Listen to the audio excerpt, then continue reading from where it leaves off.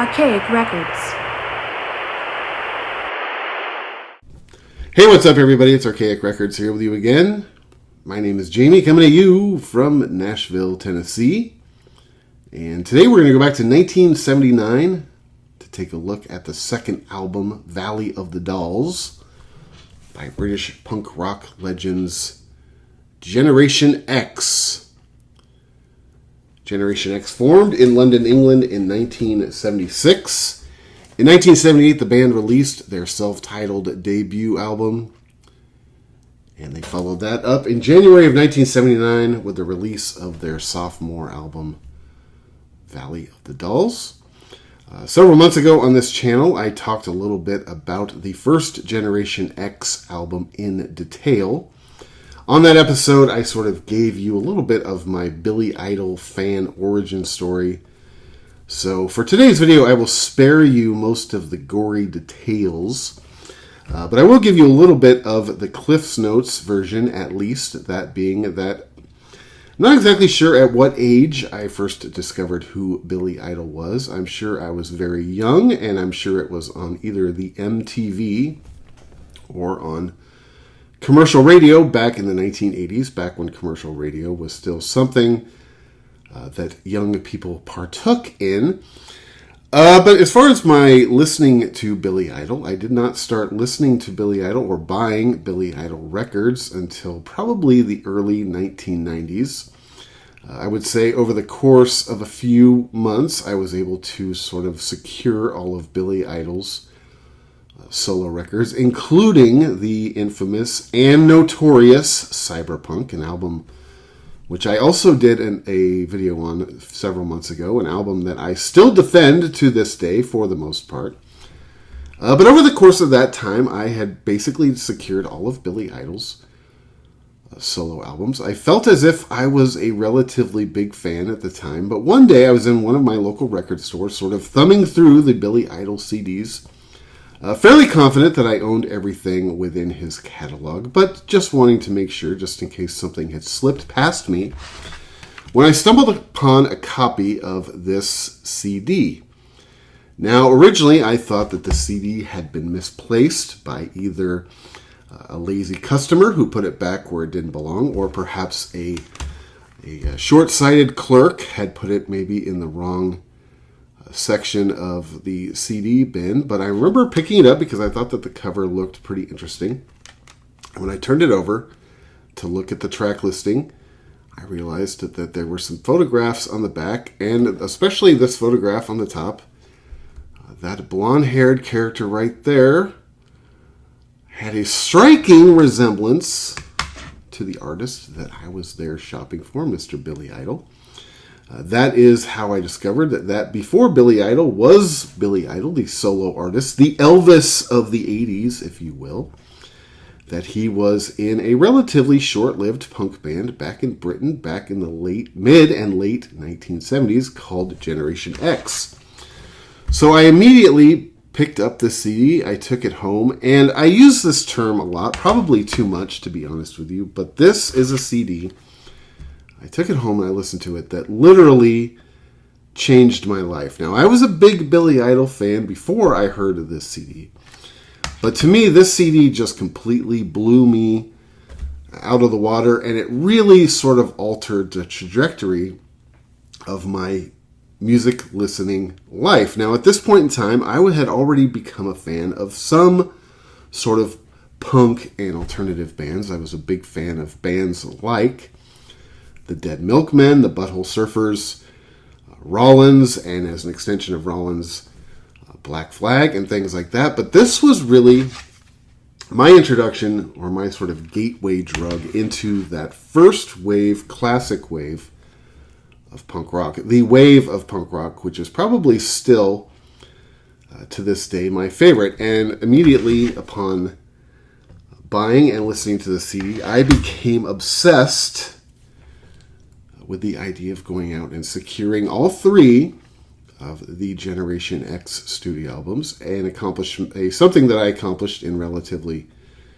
short order. And within just about a month or so, Generation X had pretty much become my favorite band in the world, and as an extension of that, Billy Idol became my favorite artist of all time. Now, to this point, at this point in time in my life, I wouldn't say that Generation X is necessarily my favorite band of all time, but this is a band that, of all the bands I listen to, of all the bands that I worship to this day, Generation X are probably, I would make the argument, probably the most important band in my musical listening evolution, because if it wasn't for my introduction to this band, at the time when I discovered them, my whole musical fandom and my whole musical listening career may have turned out completely different than it did. And to me, this is a record, the second record, Valley of the Dolls by Generation X. This is a record, when I talked about the first record on this channel, to me this is about as pure and clean and great as a straightforward, basic punk rock album is. To me, this is still one of my favorite records of all time. This is a record that I still go back and listen to in very heavy rotation. And for a long time, I actually thought that Valley of the Dolls was my favorite of the Generation X, of the three Generation X records. Now, this is a record that is a huge leap away from the first record. In his book, Billy Idol describes Valley of the Dolls as the band's sort of deciding to put a little bit of arm's length between themselves and punk rock. He felt at the time that the confines of punk rock were a little bit too restrictive, and he and the band wanted to sort of flex their musicianship, flex their songwriting, and sort of spread their wings, something that they definitely did on this record. Now, this also sets a trend that would continue pretty much, I think, throughout Billy Idol's career, both with Generation X and as a solo artist, in that Billy Idol is always moving forward. He's never been static. He really never repeats himself. He's always sort of tinkering. And this record, Valley of the Dolls, was a huge leap from the first Generation X record.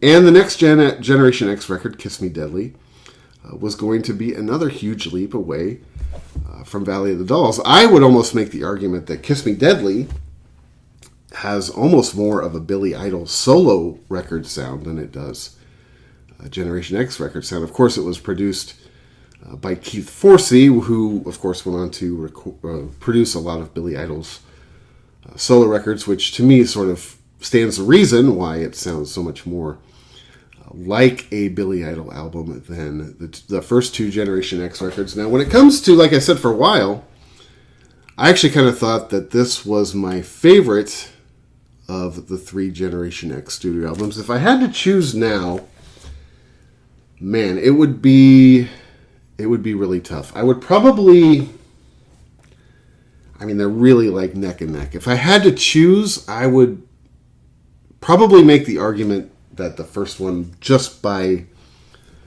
a smidge, is probably a little bit more my favorite than Valley of the Dolls. But this is a record where the band really sort of seemed to come into their own in terms of their songwriting and their playing. This record is a lot more complex. The songwriting is a lot better. The playing is a lot better. The songwriting is a lot different. Billy Idol himself describes this record as being more of a rock and roll record than it was a punk rock record. I definitely can see where he's coming from when he makes that statement. I'm not going to argue with the guy who made the record. Now, to me, this record still has a lot of sort of punk elements. It still has a lot of sort of punk subject matter. But it is definitely a far cry, or a large leap, I guess I should say, from the first Generation X record. This album was released on January 26th, 1979. It was produced by Ian Hunter, and I love the production on this record. Now, going back to the first Generation X record in 1978, this record is as clean and slick sounding as any record that I've ever heard, and I love it. I love the production on this record because it fits the record perfectly. It fits the songs, and it fits the sort of aesthetic of the band and kind of what the band was going for. Generation X were not necessarily ever, the hardest core punk band. They were always a little bit more on the poppy side. And I remember back in the mid-90s when I absolutely worshipped at the altar of this band. I defended this band against all onslaughts. I mean, this was a band that I had friends who were way more into, the hardcore punk bands like Exploited and One Way System.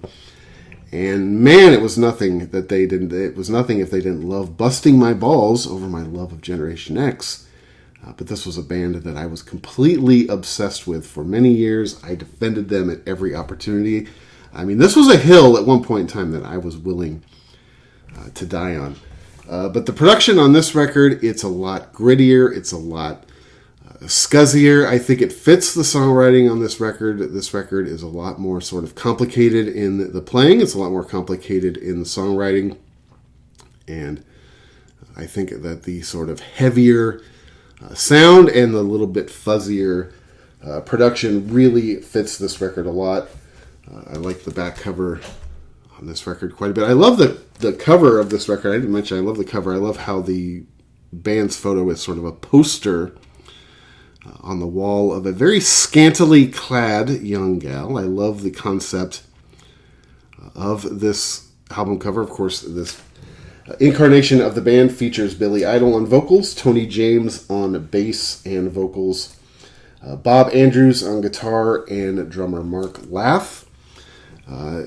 Due to the sort of complexity of the songwriting and the musical instrumentation on this record, they actually had to employ a second drummer, a guy by the name of Clive Bunker, to sort of come in and assist Mark Laff on his drum tracks. In fact, what they ended up doing was having Mark Laff and Clive Bunker sort of play on top of each other, which gives this album a very heavy, big double drum sound, which I actually think is very complimentary to this record. It's one of the things that I think makes this record so unique sounding. To me, this is a very unique sounding record. This is a record that, in my opinion, if you're a fan of punk rock at any sort of incarnation, especially if you're a fan of Billy Idol, this is a record that, to me, is an essential in anybody's record collection. If you don't own Valley of the Dolls by Generation X,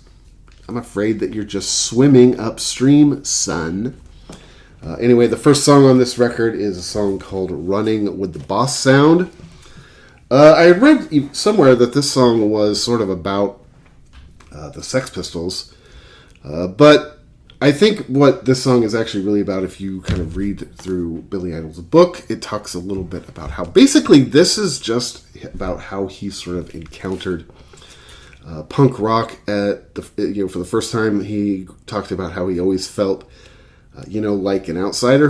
But this was sort of how he discovered himself and his community. That's something that I can find to be very relatable as a subject matter. I grew up in a relatively small town. I was always sort of an outcast or a throwaway kid among my general peer group, and it was really when I sort of discovered this type of music through the help of Generation X that I sort of found what I was kind of looking for. I found what I felt like I was.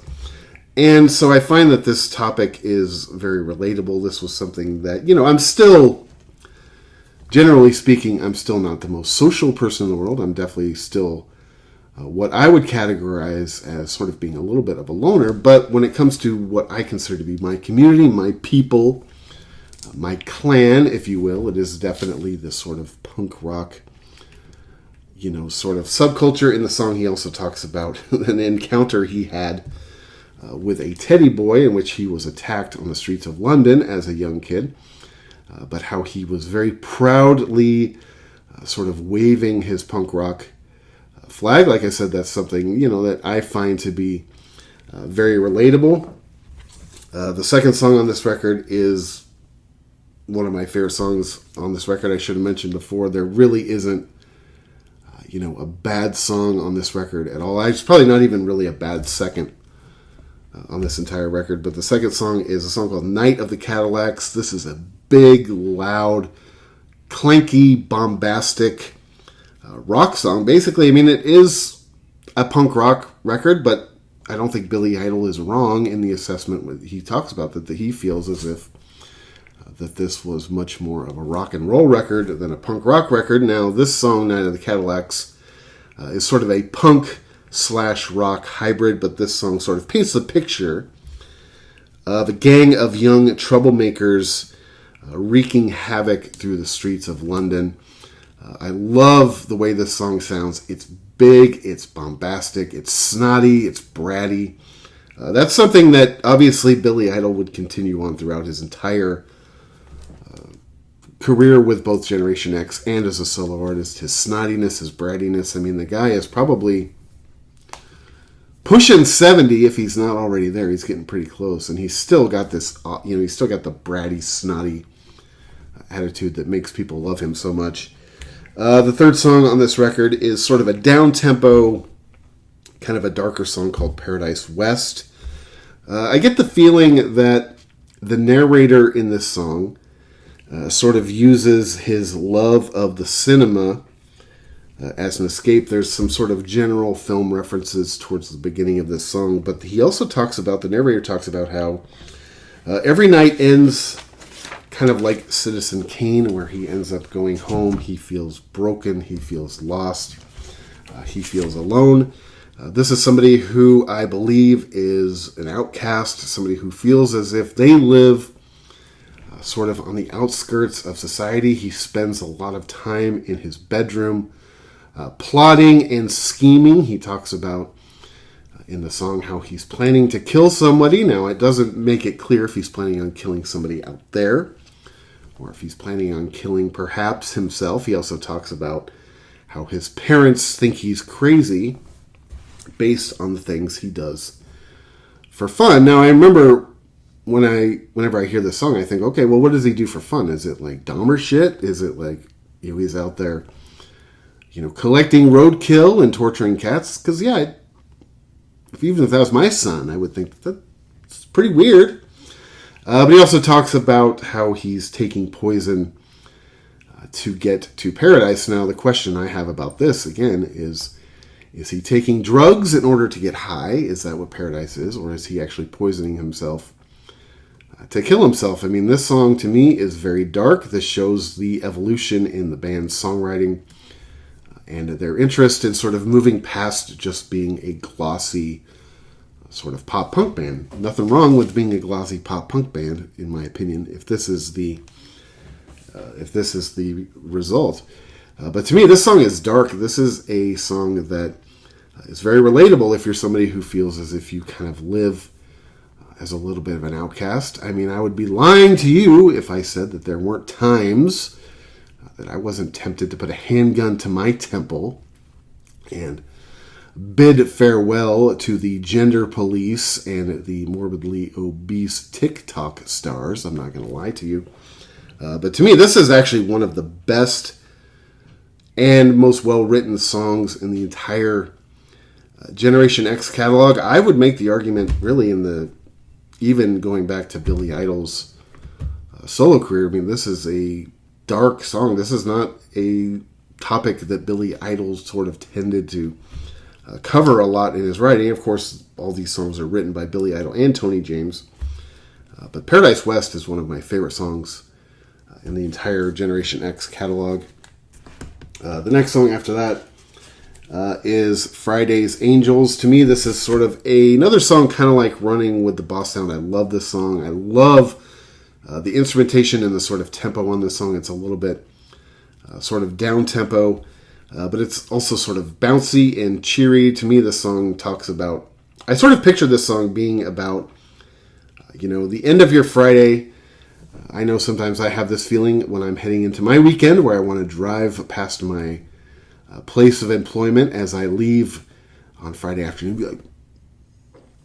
But I sort of get the impression that that's kind of what this song is about. I picture it being sort of a young kid, if not Billy Idol himself, then a sort of young kid coming home from school on Friday, wearing his little proper British schoolboy uniform. He comes in Perhaps he has tea with his parents, and then he goes into his room and he gets dressed for the weekend in all of his finest sort of punk rock regalia. And he gets ready to go out and sort of enjoy his weekend. Perhaps he's going to a show at the Roxy or something like that. And as he leaves the house, his parents look at each other. It says in the song, your parents think you're a maniac to leave the house dressed like that. I imagine his two parents, very sort of proper British couple, sitting in their living room as he walks through the house, leaves, and his parents look at each other and say, did you see the way your son was dressed right now? And the other parent saying, my son? How come when he gets an A on his algebra exam, he's your son? But when he leaves the house dressed up like a damn clown, he's my son.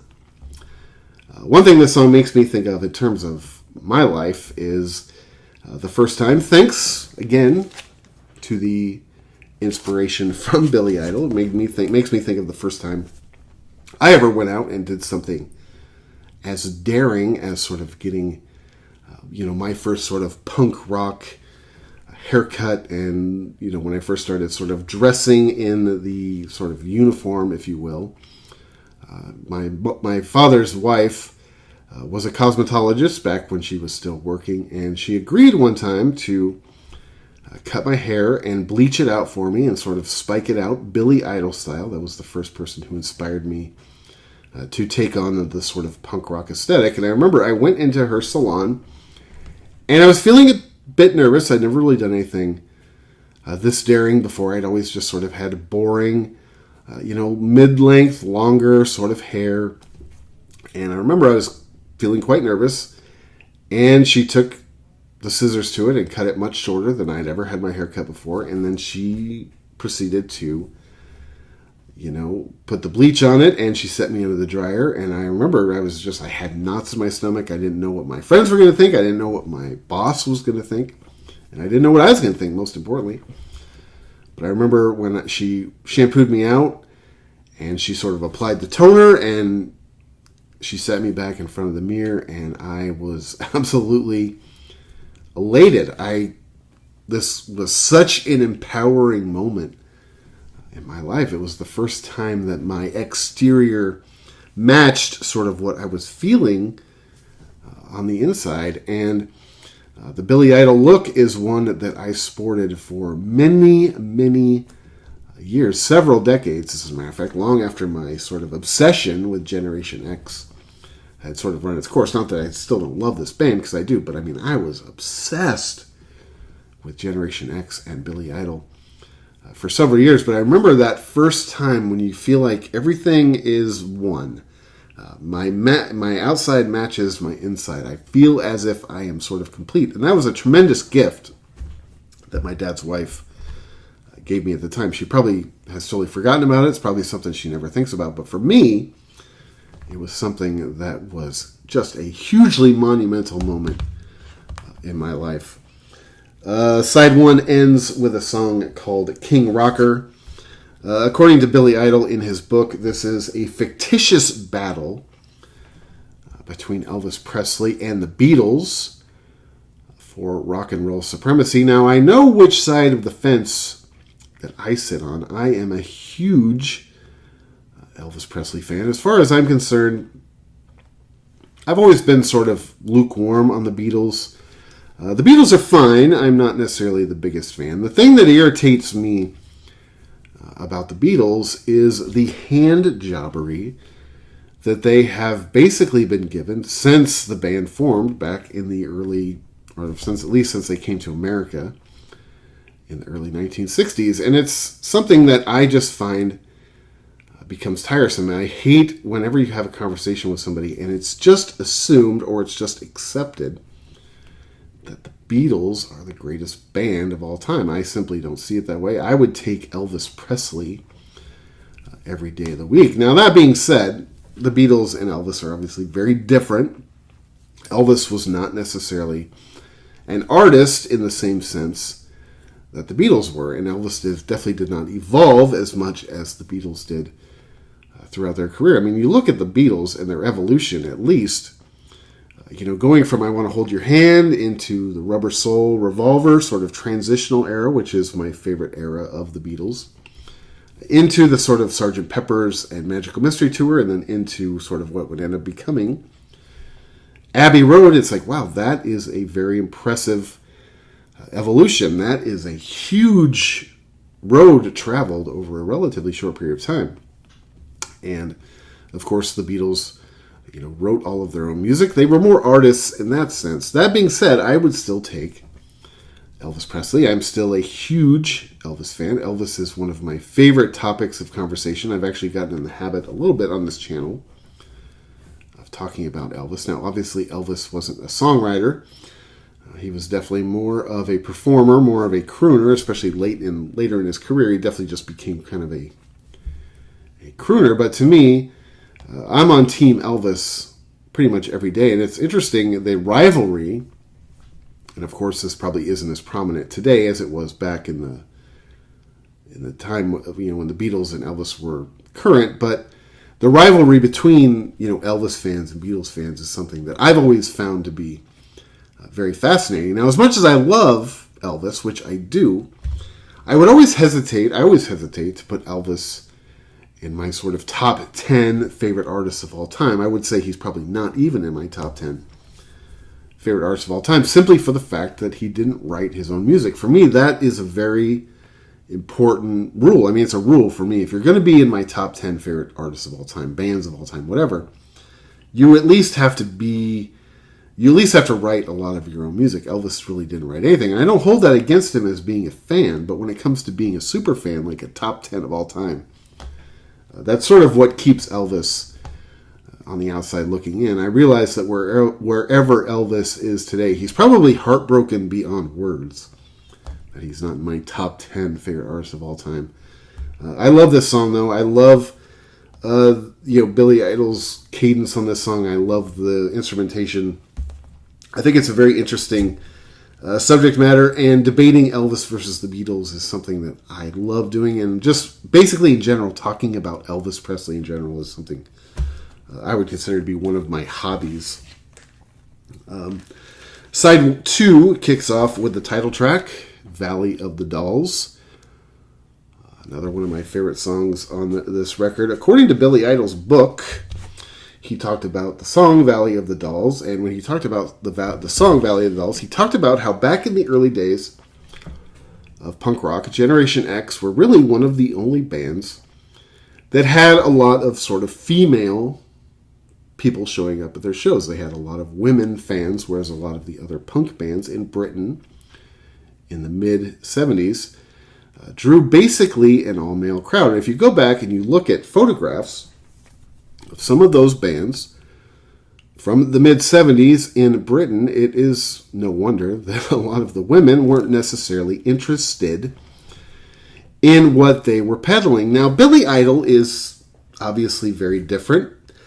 Billy Idol is one of those guys who is just sort of abnormally good looking. He's somebody that when you see him, especially when you see him in person up close, which I have, he doesn't even really look like a real person. He is basically a flawless looking person. Another one of the things I think makes him sort of the Elvis of the 80s. I mean, Elvis was one of those people who was just abnormally good looking. That's how Billy Idol is.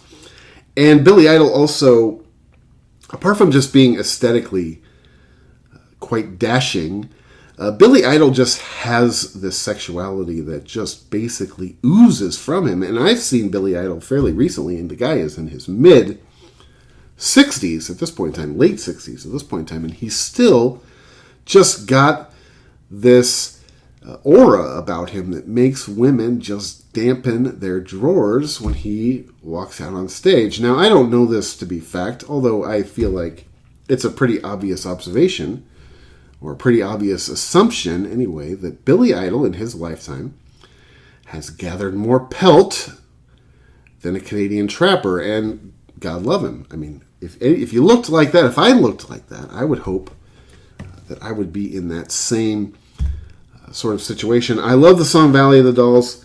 It's probably one of my favorite songs on the record, but the next song after that English Dream is probably my favorite song on the record in a weird way, because I find this song, English Dream, to be very inspiring.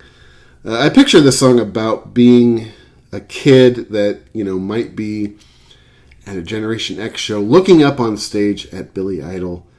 And Billy Idol is basically encouraging the kid to chase whatever dream it is. If this is your dream, if being on stage in front of people, bagging girls and becoming a rock star, if that's your dream, chase it. The way the song is written, Billy Idol talks about how, when I first started out, people laughed in my face, they slammed doors, but basically what I did was I kicked those doors down, and I did not accept no as an answer. I also sort of picture this song being written from the perspective of a young Billy Idol, who perhaps when he went to go see Bowie or Mark Bolan, that was the sort of effect that they had on him. I love this song. I find this song to be very inspiring, even at my age now. Sometimes you need people to remind you, just chase your dreams, man. Don't settle for something that you don't like doing. You only live once. You may as well take a stab at it. What's the worst thing that can happen? I actually think English Dream is probably my favorite song on this record, at least at this point in time. I think back in the mid-'90s when I was really, really obsessed with Generation X, I don't necessarily think that this was my favorite song on the record, but as of today, I think English Dream is probably my favorite song. I find it to be very inspiring. I need to listen to this song myself from time to time. The next song after that is Love Like Fire. Like I said, there isn't a bad song on this entire record, really. There's not really a bad second on this entire record, but for the sake of argument, if I had to pick a weakest song on this record, I think it would be Love Like Fire. Basically, the song talks about how I've been around the block. I've laid a lot of carpet. Most women to me are all the same. Until you meet this one perfect person. And basically, they set your life ablaze with how much you fall in love with them, and the feeling is mutual. Perhaps it's a woman who's been around the block a few times, and she encounters you. And I really like this song. Like I said, if I had to pick a weakest song on the record, this is probably it. I'm not always necessarily the hugest fan of sort of generic love songs. I am in a way, but this song to me, Love Like Fire, is probably my least favorite song on the record. The album ends with a big, epic, 8-minute long song called The Prime of Kenny Silvers, Parts 1 and 2. I always tell people that this is sort of a song that you can imagine being on one of the Guns N' Roses Use Your Illusion albums, except for this song is much better than anything Guns N' Roses ever released, at least in my opinion. I'm not a Guns N' Roses guy. But this song, to me, is about a kid who has sort of lost faith in himself. He's lost faith in humanity. He's sort of given up on his dreams. Ambition no longer really means anything to him. Hope and inspiration pretty much always lead to disappointment. To me, this is a song, this kid has some sort of a negative background in which he is sort of trying to escape. It always sort of catches back up with him. And he's always sort of on the run. I assume from the songwriting that he's sort of running away from himself a little bit. I'm somebody in my life, I've moved around a lot. People have always sort of joked that with as much as I move, I must be running away from something. And I always tell people, yeah, if you were me, you'd probably run away as well. But everywhere I end up, in time, I eventually show up. But I actually really like the song, The Prime of Kenny Silvers. I've said this in the past on this channel. I don't necessarily always love these big, long, 8, 9, 10-minute long songs. But this song, I think, is great. It's well written. It tells a cool story. It's sort of dark. It's a little bit depressing. But I think that it's really well written. It keeps your interest, or at least it keeps my interest. And I think as a closing song for the record, I think it's pretty snug because this album is a little bit darker. It's a little bit moodier, certainly, than the first Generation X record. This song is definitely moody. It's a little bit dark. It's a little bit down-tempo. And again, if it doesn't bother you that it's 8 minutes long, then I think it's a song that is pretty awesome. In my opinion, it closes out the second Generation X record, Valley of the Dolls. Like I said at the time, back in the 1990s when I was really listening to Generation X all the time, I was very obsessed with this band. I would probably have made the argument back then that it was my favorite of the Generation X records. At this point in time, I think it would be probably just a hair behind the self-titled debut from 1978, which to me is, it's one of the greatest pop-punk albums of all time. Now, after Valley of the Dolls came out, in 1980, the band had released their album Kiss Me Deadly, which I will talk about at some point on this channel. And Kiss Me Deadly, for me, it's easily my least favorite of the Generation X records. Now, the good stuff on Kiss Me Deadly is great, but there is some definite, clunkage on Kiss Me Deadly. I will talk about it at some point in time.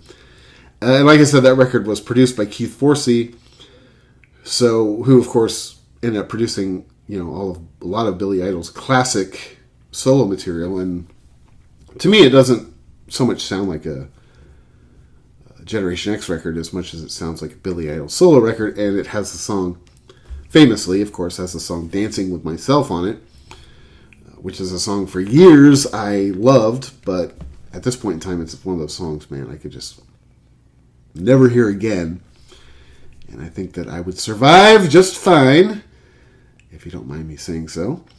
Anyway, man, thank you so much for checking out this video. This is Archaic Records. My name is Jamie, coming at you from Nashville, Tennessee. Be sure to go out and support your local record store. Check back most weeks for Morrissey Monday, a weekly celebration of all things Morrissey and the Smiths, as well as other record content and album reviews throughout the week. And until next time, my friends, I'll talk to you then.